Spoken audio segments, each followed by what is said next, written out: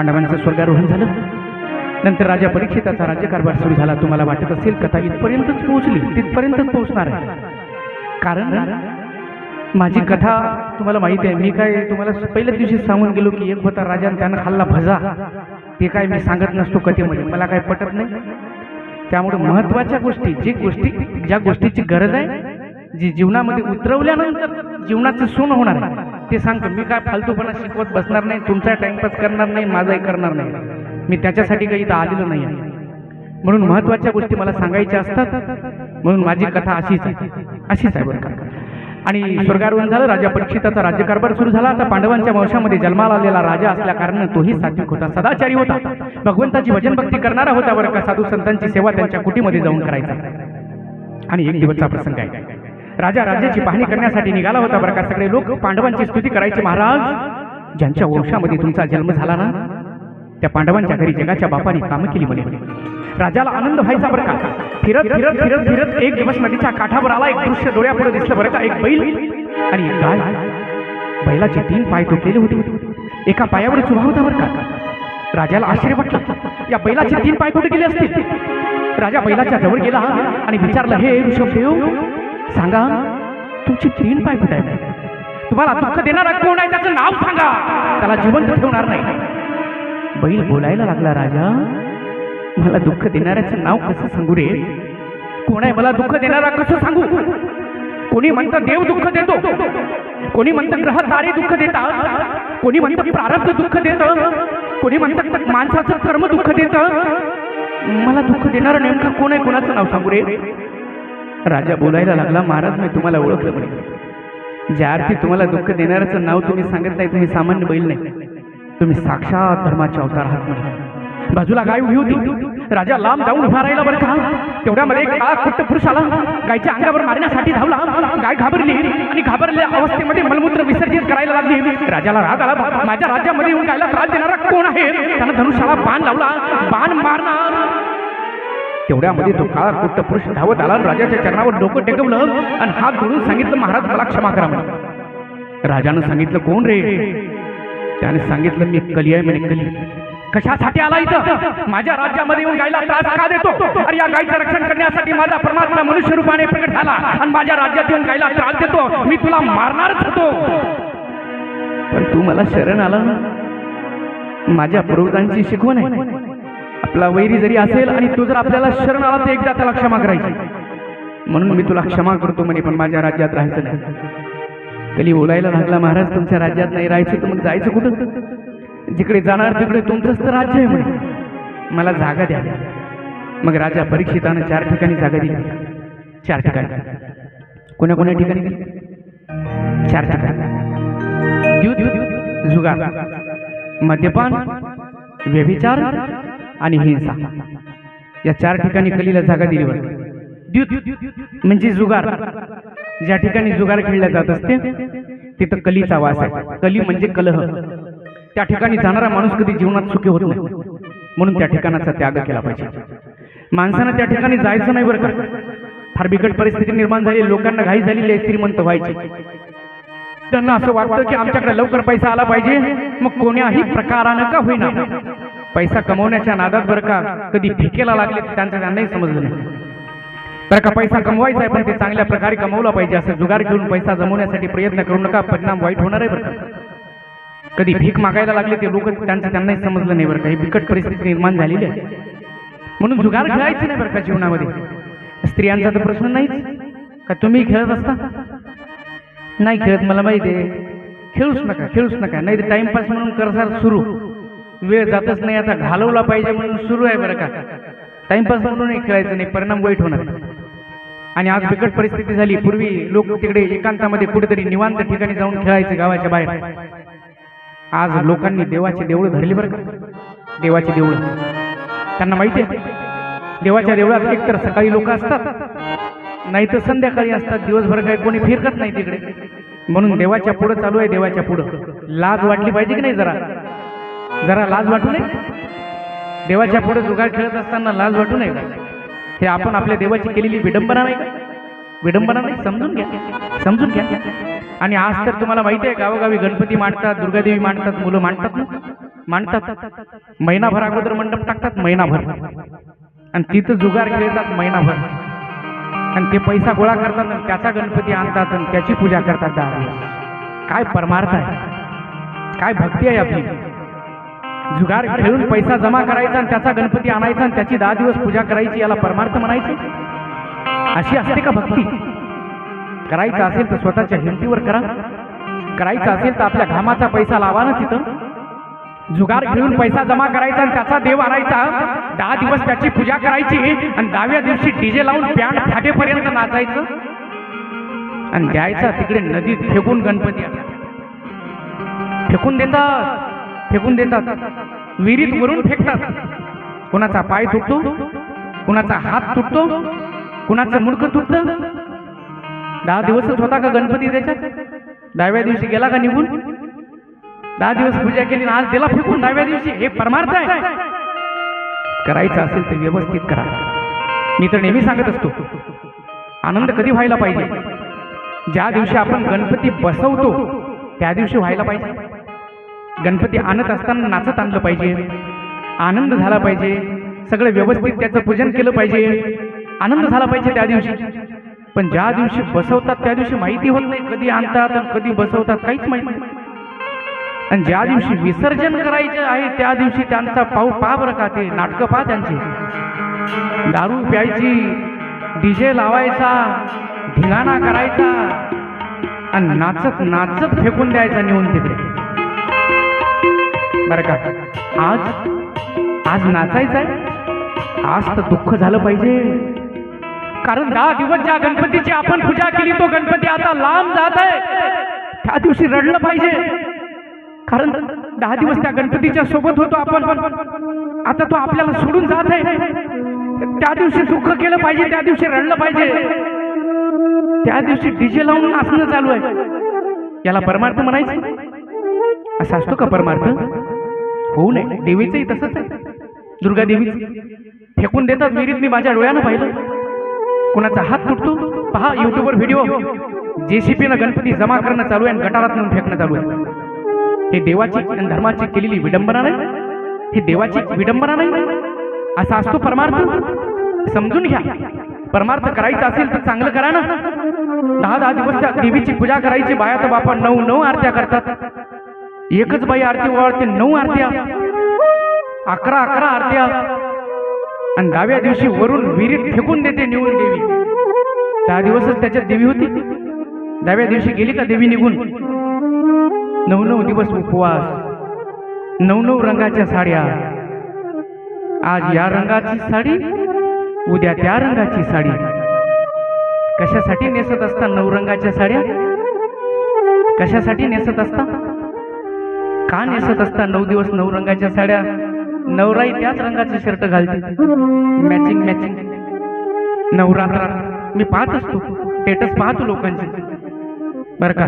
ज्या रंगाचा दिवस आहे ना नवरात्रातला, पहिला दिवस कोण्या रंगाची साडी आहे त्याच रंगाची, नवऱ्याला त्याच रंगाचं शर्ट. वारे भक्ती, काय परमार्थ आहे आपला. ही भक्ती शिकवली तुकोबारायांनी, हा परमार्थ शिकवला राष्ट्रसंतांनी. कशासाठी नेसत असता? तुम्हाला दाखवायचं आहे का आमच्याकडे खूप जास्त साड्या आहे म्हणून? प्रदर्शन करायचं आहे का साड्याचं? नका करू. तुमच्याकडे साड्या जर जास्त झाल्या असतील तर जा गावाच्या बाहेरच्या बाजूला काही गरीब लोक आहे, त्या बायाच्या अंगावर जर साडी नाही, बरं का, तीच साडी पुन्हा धुते, पुन्हा तीच साडी नेसते, त्या बाईला 2-4 साड्या देऊन टाका तुमच्या कपाटातल्या. बघा देवी प्रसन्न झाल्याशिवाय राहणार. बघा देवी प्रसन्न झाल्याशिवाय राहणार नाही. ज्याच्याकडे वस्त्र नाही त्यांना नेऊन द्या नवरात्रात वस्त्र दान म्हणून. बघा देवी प्रसन्न झाल्याशिवाय राहणार नाही. हे 9 रंगाच्या साड्या नेसून नाटकं कमी करा, बरं का. याला परमार्थ म्हणता येणार नाही. हे काय प्रदर्शन करायचं नसतो परमार्थ. म्हणून 9 रंगाच्या साड्या नेसायच्या आणि आव आणायचं भक्तीचा की आमचा परमार्थ आहे म्हणून. द्या बरं का 9 रंगाच्या साड्या, मग त्या बायाला वाटून द्या तिकडे नेऊन. जे फाटलेलं लुगडं पुन्हा तेच घेऊन घालते, 17 ठिकाणी फाटलेलं. बघा देवी प्रसन्न झाल्याशिवाय राहणार. 9 दिवस उपवास, 9 आरत्या, बरं का. आणि 10व्या दिवशी फेकून द्यायचं मग नेऊन तिकडे विहिरीत. असा असतो परमार्थ? समजून घ्या, समजून घ्या, समजून घ्या. माझ्या बोलण्याचा राग येण्याची शक्यता आहे. मी बोलून गेलो तुम्हाला पहिल्या दिवशीच. 7 दिवसामध्ये प्रत्येक माणसाला राग येणार आहे माझा, प्रत्येक माणसाला. असं कोणी सुटणार नाही की ज्याला माझा राग येत नाही, बरं का. आणि हे होणार आहे कारण सत्य पचत नाही ना, सत्य पटत नाही ना. आज नाटकच चालू आहे, जिकडे तिकडे तेच चालू आहे, आव्हानच चालू आहे. बोलून गेलो. आमचे महाराज लोकही सांगतात की पिवळी साडी नेसा जन्माच्या दिवशी, हिरवी साडी नेसा लग्नाच्या दिवशी. सगळे नाटकच आहे. काय धंदे लावले बरं का, हेच तर सुरू आहे. हेच पाहिजे लोकांना, हेच पाहिजे आज लोकांना. हे नाटक काय आपल्याला जमत नाही बरं. म्हणून तर माझे कार्यक्रम फार कमी आहे, फार कमी आहे. मला गरजही नाही आहे. विचार जुळले तर कार्यक्रम आहे माझे, नाही विचार जुळले तर दुसऱ्या दिवशी बंद, दुसऱ्या वर्षी बंद. आणि ज्या ठिकाणी माझे विचार जुळले 5-5, 6-6, 7-7 वर्ष झाले माझी कथा चालू आहे. इथं इसापूर नावाचं गाव आहे ना तेवढी जवळ, 13 वर्ष झाली बरं का. 13 वर्ष माझी कथा चालू आहे, 13 वर्ष. जिथं विचार जुळले तिथं अजूनही बंद झालो नाही. जिथं विचार पडले नाही पुढच्या वर्षी गायब नरेश महाराज. नावच घेत नाही मग नरेश महाराजच कोण, कारण पटत नाही ना सत्य. नाटक पटते बरं का लोकांना, फालतूपणा पाहिजे फक्त, ते काय आपल्याला जमत नाही बरं का. जाऊ दे. आणि म्हणून जुगार बरं का, जुगार खेळून देव आणायचा आणि त्याची पूजा करायची हे मी सांगत होतो. करायचं नाही बरं का. तरुणांनी लक्षात घ्यायचं, तरुण नाहीच पण सांगा त्यांना समजून. म्हणून जुगार खेळू नका. पहिली गोष्ट तिथं कली आहे. दुसरी गोष्ट व्यभिचार, ज्या ठिकाणी व्यभिचारी स्त्रिया पुरुष असतात तिथं सुद्धा कलीचा वास आहे, तिथे जायचं नाही. तिसरी गोष्ट मद्यपान. मद्यपान जीवनामध्ये कधी करू नका. दारूचं व्यसन सगळ्यात फार मोठं व्यसन आहे बरं का. कितीतरी लोकांचे संसार उद्ध्वस्त झाले या व्यसनांपैकी. कितीतरी तरुण मुली भर तारुण्यात विधवा झाल्या, कितीतरी मुलं अनाथ झाली. कोणाच्या पुढे सांगावं त्यांनी दुःख, त्या म्हातारे लोक कोणाच्या पुढे बरं का ते दुःख मांडावं त्यांनी. असं करू नका. म्हणून या व्यसनाचा त्याग करा बरं का. सर्वात मोठं व्यसन काय फायदा आहे, एकही फायदा नाही बरं का. म्हणून तर राष्ट्रसंत एका पोवाड्यामध्ये फार सुंदर वर्णन करतात. काय म्हणतात राष्ट्रसंत, जरा लक्षपूर्वक ऐका बरं का. फार सुंदर पोवाडा आहे. कस चल दारुण मन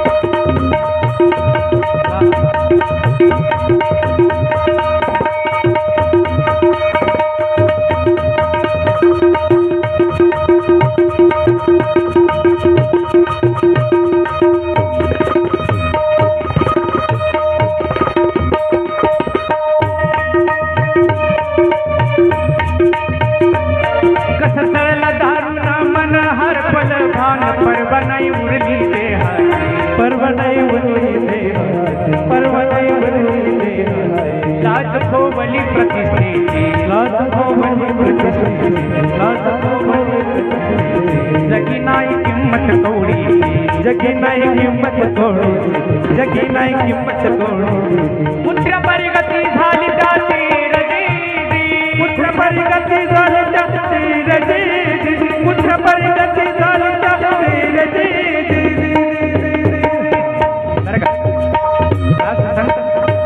त्या पोहड्यामध्ये मद्यपान करणाऱ्या माणसाला सुंदर उपदेश करतात. दादा, जीवनामध्ये हे व्यसन करू नको. सर्वात मोठं व्यसन आहे. इह लौकिक हानी आहे आणि पारलौकिक हानी आहे बरं का. स्वतःचंही नुकसान आहे, आई वडिलांचं नुकसान आहे बरं का, बायको लेकरांचं नुकसान आहे. कुणीही आजपर्यंत दारू पिणारा माणूस कधी सुखी झालेला बघा बरं का. कशी अवस्था करून टाकली. केवढा सुंदर नरदे आहे. भगवंतानं फुकट देऊन टाकला. फुकट. देव या देहाची इच्छा करतात, असा देह देवानं आपल्याला फुकट देऊन टाकला. म्हणून या देहाचं महत्व समजून घेऊ नये. काय करून टाकली अवस्था. अरे 25-25 वर्षाची मुलं भर तारुण्यात म्हातारी दिसायला लागली बरोबर. आम्ही जात असतो लोकांच्या घरी, भिंतीला 25 वर्षाच्या मुलाचा फोटो टांगलेला असतो, हार घातलेला. आम्ही विचारतो कोण आहे, त्याचे आई वडील रडून सांगतात महाराज आमचा मुलगा आहे.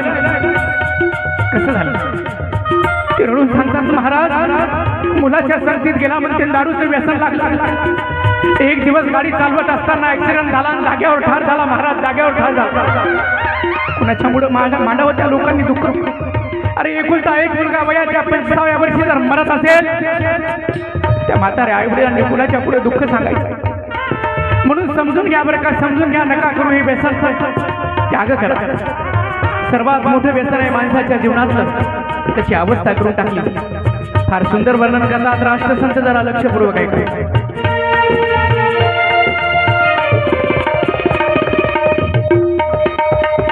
कशी झाली देहाची दशा,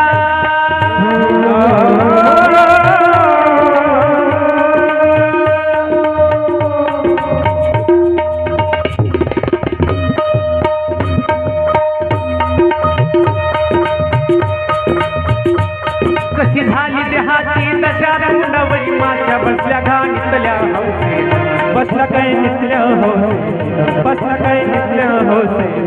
हात ना उचली जागे होऊन, हात ना उचली जागे होऊन, हात ना उचली जागे होऊन. तणगड्या खाती नालीतून रजीजी,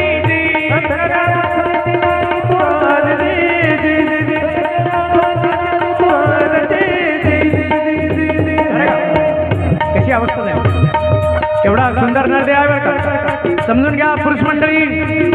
जास्त लोक नाही आहे इथं, पण तरी सुद्धा सांगतो बरं का. आणि समजून घ्या या व्यसनाचा त्याग करा. कधी लागला असेल मित्राच्या संगतीत जाऊन म्हटलं असेल थोडीशी घेणं काही होत नाही, घेतली असेल त्याचा मान राखण्यासाठी झाली बरं का सवय आपल्याला. आजपर्यंत लक्षात आलं नाही, त्याग करा त्या व्यसनाचा. नका करू स्वतःला बर्बाद. एवढा सुंदर नदी आहे, कधी गटारात पडलेला आहे, कधी नालीत पडलेला आहे. कुत्र येतं त्याच्या तोंडात मुतून जातं तरी पता नाही झाला. एवढा सुंदर दे आहे आणि अशी अवस्था करून टाकली एका व्यसनावर. फायदा आहे का, फायदा काही एकही फायदा नाही. लोक म्हणतात फायदे आहे बरं का, ते विनोदानं सांगायचे. लोक म्हणतात मद्यपान करणाऱ्या माणसाला फायदा आहे म्हणते. पहिला फायदा, मद्यपान करणारा कधी म्हातारा होत नाही. बरोबर आहे, भर तारुण्यातच मरतो, म्हातारा व्हायचा प्रश्न नाही. दुसरा फायदा सांगितला बरं का, मद्यपान करणाऱ्याच्या घरी कधी चोरी होत नाही. बरोबर आहे, त्याला दारूला काही पुरत नाही. ते तर बायकोच्या डब्यातले पैसे घेऊन जाते दारू प्यासाठी. हे काय ठेवणार आहे घरात, मग चोर कशाला मरायला येणार. बरोबर आहे. लोक म्हणतात की मद्यपान करणाऱ्या माणसाला बापाचे श्राद्ध घालावं लागत नाही. बरोबर आहे, बापाच्या अगोदरच मरतो, श्राद्ध घालायचा प्रश्न उरत नाही. लोक म्हणतात मद्यपान करणाऱ्या माणसाला कुत्र चावत नाही म्हणजे. बरोबर आहे, कुत्र्याला माहित आहे आपल्याच जातीचा आहे म्हणून कुत्र कशाला चावणार. हे फायदे आहेत आणि विनोदानं सांगायचे. मद्यपान करणाऱ्या माणसाला एकही फायदा नाही असेल, सगळं नुकसान आहे. अरे केवढा त्याग केला त्या स्त्रीनं. आपले मायबाप सोडले, घरदार सोडलं, बहीण भाऊ सोडले, सर्वस्वाचा त्याग करून आपल्या घरी आली. आपल्या आई वडिलांना आपले आई वडील समजलं, त्यांची सेवा करायला लागली. आपल्याला देव समजून आपल्यावर प्रेम करायला लागली. आपल्या मुलाबाळांची काळजी घ्यायला लागली. सगळं सोडून आली. एका व्यसनापायी आपण घरात घेऊन तिला जर लाचेने मारत असू तर का किती बिकट परिस्थिती. कुणाच्या पुढे सांगावं दुःख. भर तारुण्यात जर त्या स्त्रीचा पती मरत असेल, कुणाच्या पुढे सांगावं दुःख. कितीतरी उदाहरणं दाखवता येतील. भर तारुण्यात मुली विधवा झाल्या, मुलं अनाथ झाली. अरे जग कसं आहे तुम्हाला माहिती आहे, कोण्या दृष्टीनं पाहतो. म्हणून समजून घ्या, त्या व्यसनाचा त्याग करा. नका जीवनाचं वाटोळं करून घेऊ. अरे केवढा सुंदर नरदे का असं करायचं रे. समजून घ्या, समजून घ्या. लागलं असेल व्यसन, मित्रांच्या संगतीत जाऊन पण आज त्याग करा. संकल्प करा बरं का, साईनाथ महाराजांच्या चरणावर डोकं टेकून बरं का. मी समजून घेईन की माझ्या भागवताचं सार्थक झालं. मी इथं आलो त्याचं सार्थक झालं. करून टाका बरं का जीवनामध्ये त्याग आणि जीवनाचं सोनं करून घ्या. म्हणून राष्ट्रसंत आपल्याला हात जोडून विनंती करत आहे.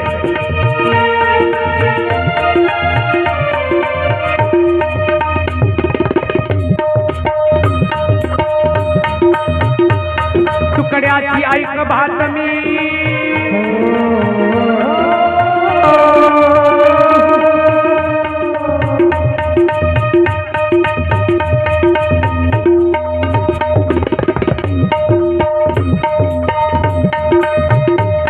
तुकड्याची ऐक बातमी किती तरी कमी झाले या दारूच्या पायी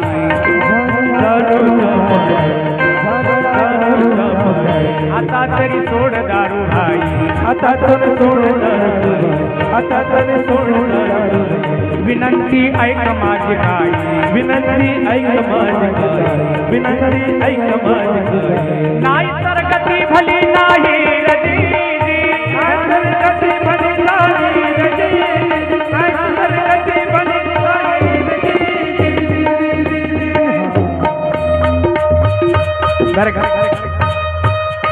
राष्ट्रसंत तुकडोजी महाराज मद्यपान करणाऱ्या माणसाला उपदेश करतायत दादा दारू सोडून दे बरं का. सगळ्यात मोठं व्यसन आहे माणसाच्या जीवनामधलं सगळ्यात मोठं.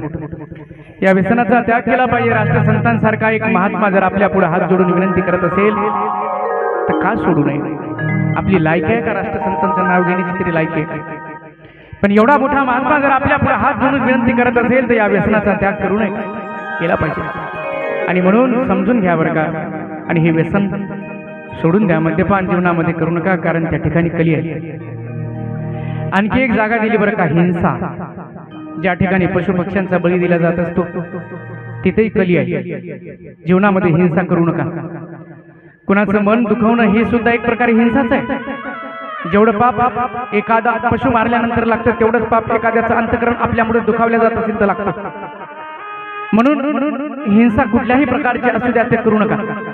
आज सवय झाली बरं का. आज तर देवाच्या पुढंच चालू आहे. देवाच्या पुढं कधी बोकडं कापणं चालू आहे तर कधी कोंबडं कापणं चालू आहे. लोक म्हणतात नाही म्हणते आमची प्रथा परंपरा आहे म्हणते आणि केलंच पाहिजे म्हणते नाही तर देवाचा कोप होती म्हणते. तेवढेच धंदे आहे का देवाला.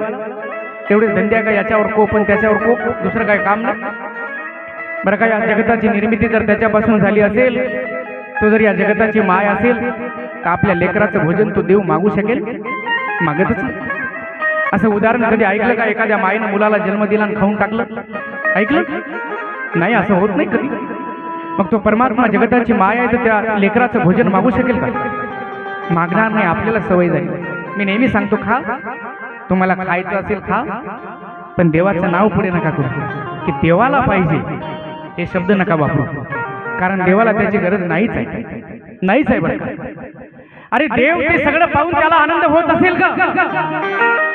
काही मंदिर अशा आहे रक्ताचा पाठच्या पाठ वाहतो बरं का. त्या मंदिरातून बाहेर एवढ्या बोकडाचा जीव त्या ठिकाणी लोक घेतात बळी देतात. ते रक्ताचा पाठ वाहत असताना देवाच्या पुढून त्या देवाला आनंद होतो नाही होत. नाही होत. आता असा असतो परमार्थ. अशी असते भक्ती. मुलाची करंगळी जर कापली तर डॉक्टरने न्या म्हणते त्याला त्रास होतो. आणि बोकडाच्या मानेवरून स्वतःच्या हाताने सुरी फिरवत असताना लाज नाही वाटत. त्याला नाही होत त्रास. त्याला नाही होत दुःख. जेवढं दुःख तुला करंगळी कापल्यानंतर झालं तेवढंच त्याला होत आहे. फक्त त्याला सांगता येत. म्हणून जीवनामध्ये हिंसा करू नका. समजून घ्या. समजून घ्या. देवाला पाहिजे म्हणते देवाला पाहिजे. काय पाहिजे नाही देवाला. काही नको आहे. आत्ताच बोलून गेलो. त्याला फक्त भाव पाहिजे. त्याला वस्तू नको आहे. त्याला पदार्थ नको आहे. त्याला काहीच नको आहे. कशाची गरज नाही. काही न लगे एक भावाची कारण तुकोबर आहे. काही न लगे. तुका म्हणे आन विठोबाची. मी माझ्या पांडुरंगाची शपथ घेऊन सांगतो तुकोबर आहे सांगतात माझ्या पांडुरंगाला काही नको आहे. फक्त भाव पाहिजे. लोक म्हणतात आमची परंपरा आहे म्हणजे आमच्या आजाने केलं म्हणून आमच्या बापाने केलं आणि बापाने केलं म्हणून आम्ही करत आहे. मग बळीच द्यायचं आहे तर एखादं मतार कापणं देवाच्या पुढे नेऊन बळीच द्यायचं आहे. नेन डंगर एखादं घरात. आता बळीच द्यायचं आहे म्हटल्यावर मग काय जीव द्यायचा आहे मतार एखादं. ते नाही जमत. ते नाही ते नाही. म्हणून समजून घ्या. समजून घ्या बरं का. जीवन जगत असताना समजून घ्या परिणाम वाईट होणार आहे. एक दिवस याचा परिणाम भोगावा लागणार आहे. रडण्याशिवाय दुसरं काही शिल्लक राहणार नाही मग आपल्या. आणि म्हणून पशुपक्ष्यांचा बळी द्यायचा नाही. हिंसा करू नका बरं का. जीवनामध्ये फार बिकट परिस्थिती. काही प्रथा परंपरा चालू आहे बरं का. माझ्या आजाने केलं आणि बापाने केलं म्हणते. मग काही चालू करणार तुझा आजा. मग काय चालूच ठेवशील तू. समजून घ्या. त्या प्रथा परंपरेच्या मागे काही शास्त्राचा पुराणाचा संतांच्या प्रमाणाचा आधार आहे का. अशीच चालू आहे परंपरा. आणि जर चुकीची असेल तर थांबवा ती बंद करून टाका आणि सुरुवात आपल्या घरापासून करा.